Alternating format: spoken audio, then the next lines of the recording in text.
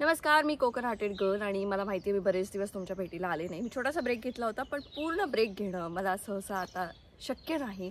त्यामध्ये कोकण सन्मान पण सोहळा होता, ज्याचे व्लॉग्स तुम्हाला लवकरच बघायला मिळतील. आणि कोकण सन्मानच्या निमित्ताने रिहर्सल चालू झाली. मी इंस्टाग्रामवरती ॲक्टिव्ह होते, यूट्यूबवरती फारशी ॲक्टिव्ह नव्हते. तर याच दरम्यान मला बरेचसे मेसेजेस, बरेचसे व्हिडिओ पाठवण्यात आले की ताई, कोकणातल्या जागा परप्रांतीयांना विकल्या जात आहेत, तू यावरती काहीच बोलत नाही. म्हणजे सध्या असं झालं ना की कोकण हा सोशल मीडिया एक सेन्सिटिव्ह टॉपिक झालेला आहे आणि त्याच्यावरती बोलणं म्हणजे चांगलंच बोललं पाहिजे. म्हणजे परप्रांतीयांना जमिनी विकू नका, कोकणात शेतीच करा, कोकणात हेच करा, ते करा.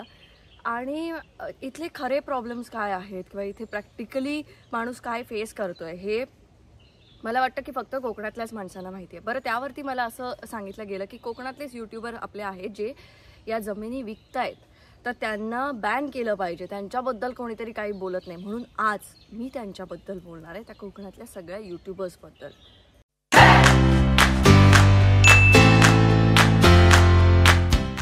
सगळ्यांनाच सगळं कळतं असं नाही आहे, त्यामुळे मलाही सगळं कळतं असं नक्कीच नाही आहे.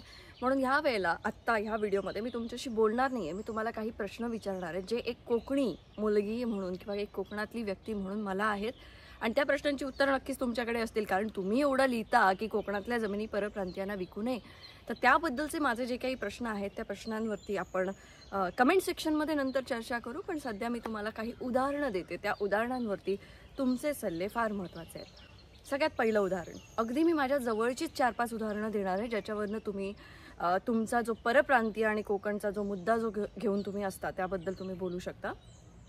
एक माझा मित्र आहे, त्याची छोटी बहीण, मित्राचं वय आहे 28, बहिणीचं वय आहे 23, त्याची आई, हे तिघांचंच कुटुंब. वडील त्याचे फार लहानपणी गेले, त्यामुळे एक 7-8 गुंठ्याचं त्यांची जमीन आहे जिथे आईने धुणी भांडी करून त्या मुलाला लहानाचं मोठं केलं. पण त्याचं फारसं कम्युनिकेशन नाही. म्हणजे आम्ही जिथे राहतो तो टुरिझमसाठी ओळखला जाणारा भाग आहे आणि इथे जेवढे तुम्ही जास्त बोलू शकता, जेवढं तुम्ही लोकांना जास्त टुरिस्टना कन्व्हिन्स करू शकता, तेवढं तुम्ही जास्त कमवू शकता. पण त्याचं कम्युनिकेशन तेवढं स्ट्रॉंग नसल्याकारणाने आणि त्याची आईची इच्छा होती की मुलाने गावात नको, त्याने मुंबईत जाऊन नोकरी करावी आणि छान इथल्या साधी जी माणसं आहेत ना किंवा भोळी भाबडी जी माणसं आहेत ना, त्यांना नोकरी म्हणजे असं वाटतं की आपला मुलगा AC मध्ये जाऊन खुर्चीवरती बसतोय आणि छान पैसे कमवतोय. पण हे सगळ्यांनाच जमत नाही. काही जणांना फार मेहनत करावी लागते.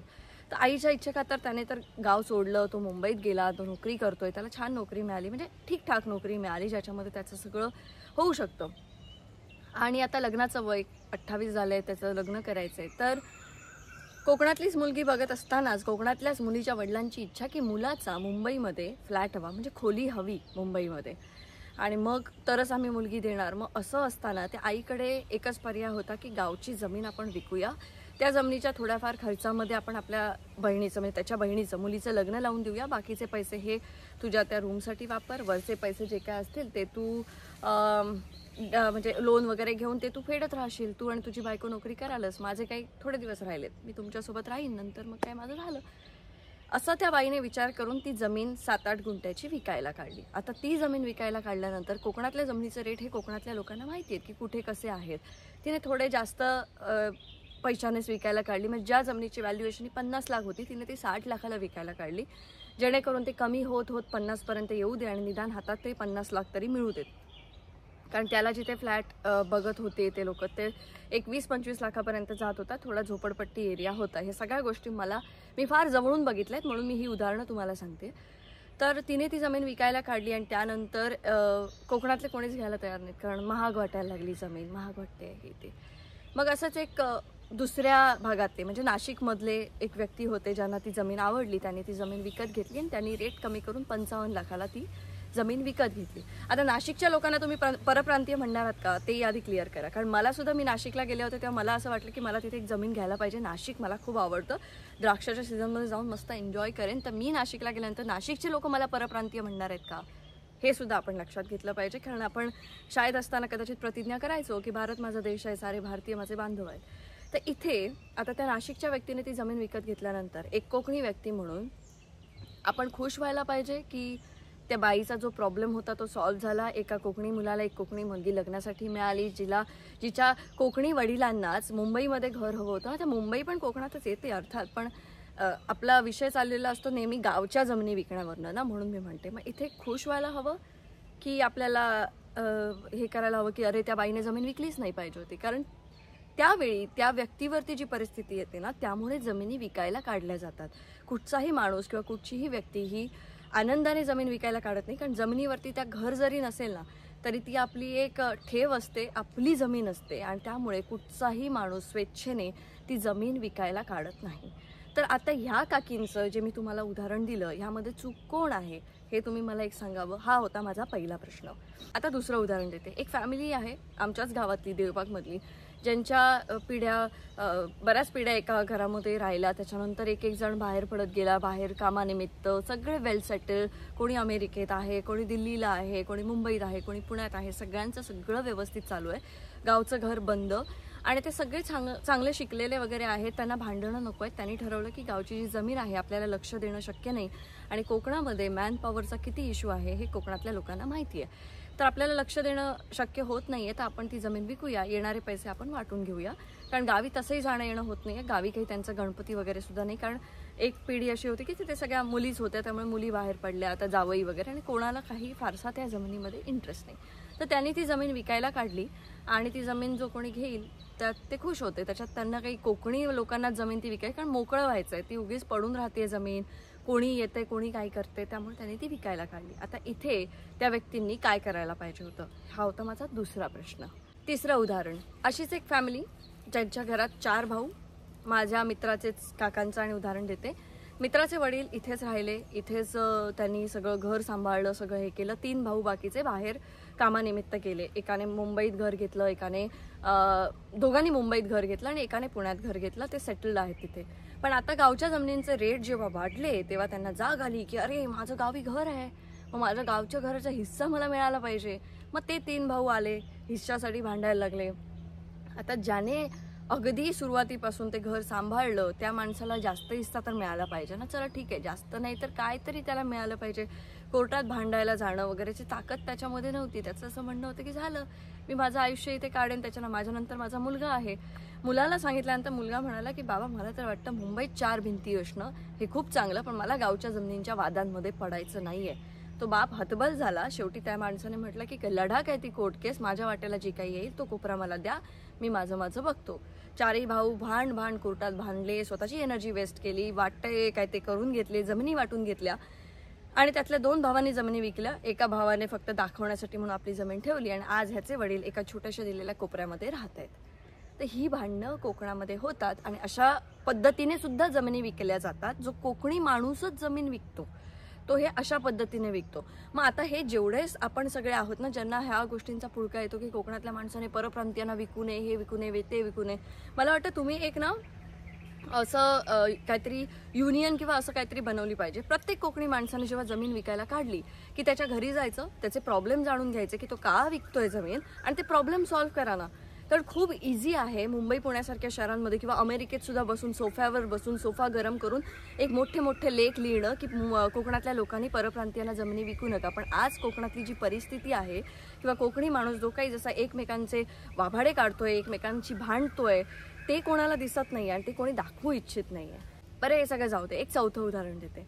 एक आजोबा, त्यांचा मुलगा अमेरिकेत आहे, तो सेटल आहे. तो बोलला मला इंडियामध्येच यायचं नाही, मला काही इंटरेस्ट नाही, तुम्हाला जे काही करायचं ते करा. पण त्याच्या वडिलांनी त्याला सांगितलं की नाही, आपली बाळा, कोकणात आपली जमीन आहे आणि ती जमीन आपण राखली पाहिजे, आपण कोणाला ती विकली नाही पाहिजे.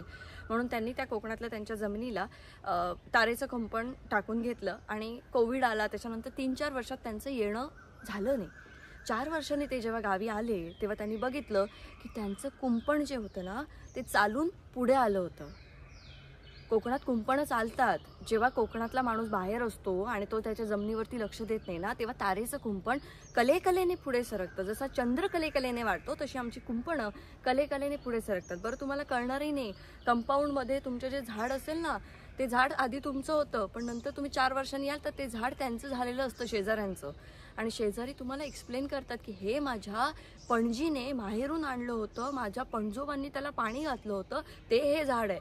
त्या पणजी आणि पणजोबाला ही गोष्ट माहिती नसेल, पण हे असं होतं का, तर ते इमारती लाकूड देणारं वगैरे झाड असतं. त्यांनी बघितलं की आपल्या जमीन जी आहे ती अशी कलेकलेने कमी होते. तेव्हा त्यांना असं झालं की अरे, मी माझ्या मुलासाठी कोकणातली जमीन जी ठेवत होतो, आज जर ती अशी कमी कमी होत जाते, कारण त्यांनी त्यांच्या मुलाला सांगितलं होतं, कारण जेव्हा माझं आणि त्यांच्या मुलाचं बोलणं झालं होतं त्यांनी असं सांगितलं होतं की माझे वडील मला म्हणतात की सोन्याचे भाव हे जसे वाढत जातात तसे कोकणातल्या जमिनीचे भाव हे वाढत जातात, पण सोन्याचा भाव वाढतो पण कोकणातल्या जमिनी ह्या कमी होतात शेजाऱ्यांमुळे.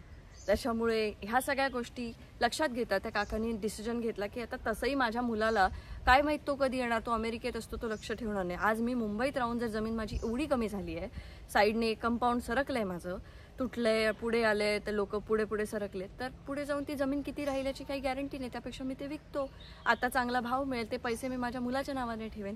आणि त्या काकांनी ती जमीन विकायला काढली. आता यामध्ये पण त्या काकांचा दोष आहे का की त्यांनी जमीन विकायला काढली? बरं, आता हे सगळं झाल्यानंतर आपण येऊया त्या यूट्यूबर्सवरती जे ह्या जमिनी विकायला मदत करतात. माझ्या बघण्यात जे 2च यूट्यूबर आहेत, एक प्रगत लोके आहेत आणि जे रिअल इस्टेट ह्या सगळ्या गोष्टीमध्ये डील करतात, आणि एक कोकण वास्तू म्हणून ज्यांचं चॅनेल आहे ते आहेत.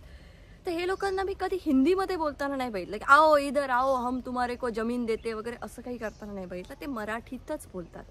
आता इथे हे जेवढे कोकणी लोक आहेत जे अडकलेले आहेत, त्रासलेले आहेत, ती काकी म्हणा किंवा हे काका म्हणा, ज्यांना ही जमीन विकायची आहे आणि त्यांना त्यांचे पैसे त्यांच्या कुटुंबासाठी ठेवायचे.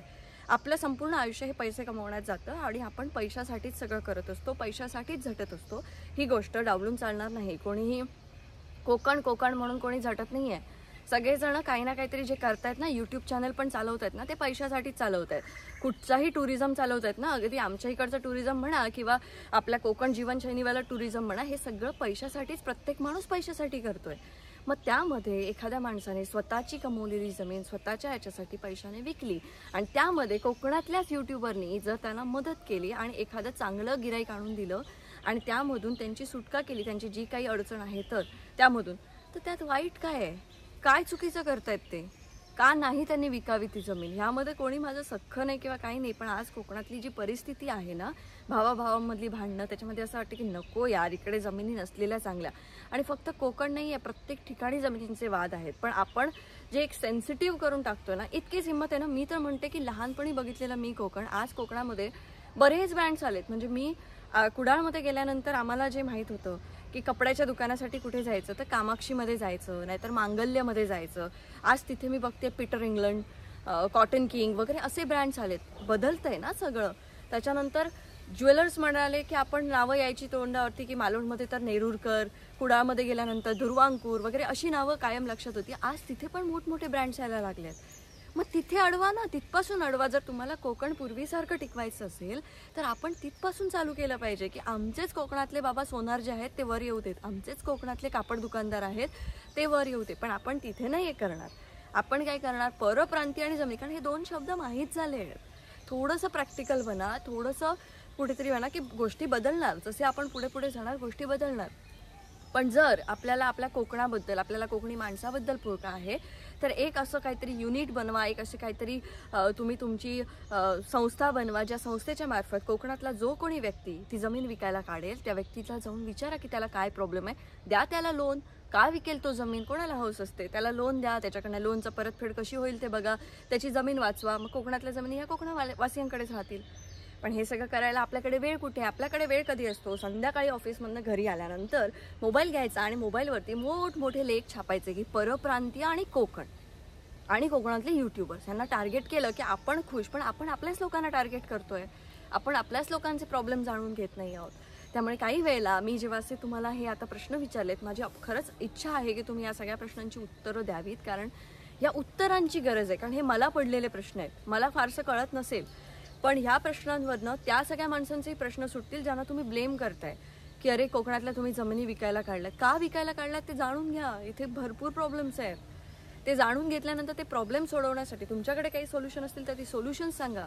त्याची गरज आहे, नाही की त्या लेख वगैरे त्याची आणि किंवा मोठमोठे व्हिडिओ टाकण्याची की अरे असं नका करू सांगणं खूप सोपं आहे. पण ते का करतायत ते जाणून घेऊन त्याच्यावरती सोल्युशन देणं हे खूप गरजेचं आहे.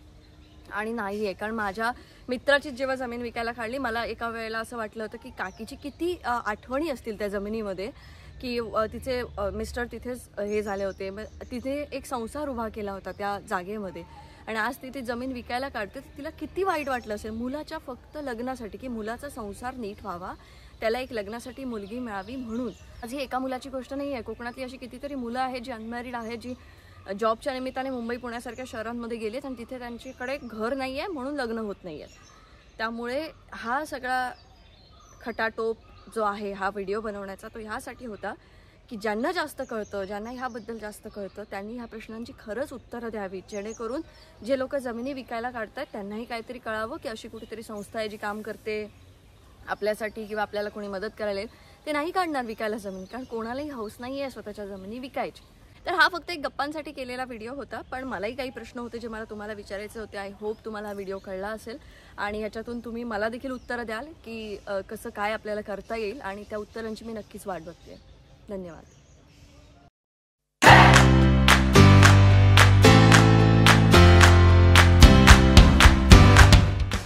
जाता जाता मी तुम्हाला जिवंत उदाहरण देते, कारण आम्ही पर्यावरण प्रेमी असल्यामुळे आम्ही जेव्हा आमच्या जमिनीला कंपाऊंड हे करत होतो तेव्हा एका झाडावरनं वाद झाले होते. तर हे आहे ते झाड, तुझं की माझं करता करता ते आंब्याच्या झाडाला तशी काही फळं येत नाहीत, त्यामुळे असा विचार केला गेला. पण देवाच्या कृपेने पलीकडचा माणूससुद्धा पर्यावरण प्रेमी असल्यामुळे आम्ही हे झाड असं मध्ये ठेवून त्याला कंपाऊंड वॉल केली. पण झाड आजही तसंच आहे, झाडाला काही फारशी फळं लागत नाहीत, पण झाड आम्ही वाचवलं आहे.